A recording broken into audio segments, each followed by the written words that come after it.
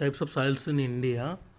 మనము యాక్చువల్గా మనకి 6 టైప్స్ సాయిల్స్ ఉన్నాయి. Alluvial soil, black soil, red soil, laterite soil, desert soil, mountain soil.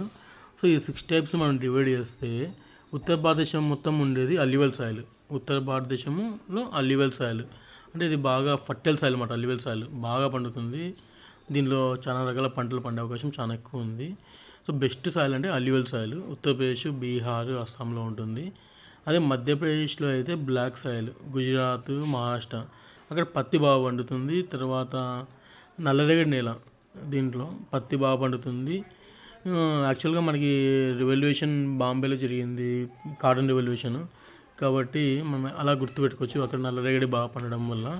So red soil అనేది మనకి ఎర్రనేల మన ఈస్ట్ వైపు ఎక్కువ మాట. మన తూర్పు భారతదేశం యాక్చువల్గా తెలంగాణ, ఛత్తీస్గఢ్, ఒడిస్సా, ఆంధ్రప్రదేశ్, తమిళనాడు.